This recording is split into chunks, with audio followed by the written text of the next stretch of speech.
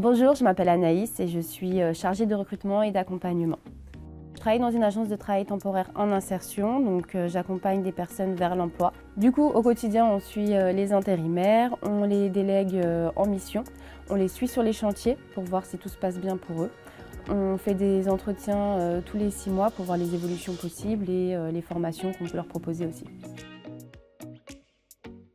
On n'a pas forcément de journée type. Comme on gère de l'humain, ça dépend de ce qui arrive dans la journée. On peut avoir par exemple des problèmes sur le chantier où il faut qu'on se déplace, ou on va avoir une nouvelle commande, un client qui nous appelle en nous demandant une personne. Dans ce cas-là, il va falloir qu'on trouve la personne, qu'on la délègue. C'est vrai qu'on a plusieurs facettes dans notre métier.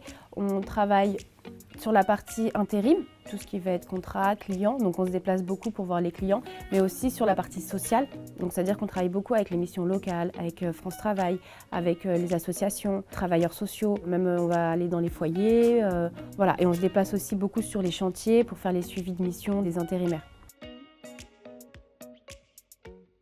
J'ai pas eu un parcours classique, je me suis cherchée pendant un petit moment. J'ai commencé avec un bac pro hôtellerie-restauration. Ensuite, j'ai fait un BTS en communication et j'ai terminé avec une licence en ressources humaines. Alors généralement, pour faire ce métier, on passe plutôt par la voie ressources humaines, une licence en ressources humaines ou sinon une formation en tant que CIP. Alors oui, on a des possibilités d'évolution professionnelle dans le management ou dans le commerce. Actuellement, en fait, je suis sur un projet qui est un peu différent. Je m'occupe des réfugiés. Je dois accompagner 27 réfugiés sur leur insertion professionnelle, sociale et culturelle. À la suite de ça, j'aimerais bien pouvoir évoluer sur un poste de responsable développement d'activité. En fait, le poste de responsable d'activité permet de développer le commerce, c'est-à-dire trouver plus de clients pour pouvoir mettre encore plus de personnes à l'emploi.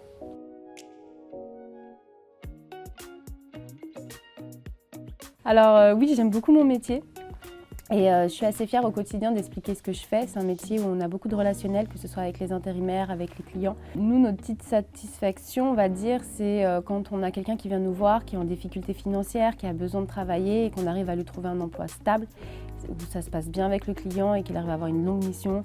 Et puis alors derrière, s'il obtient un logement, c'est toujours beaucoup de fierté.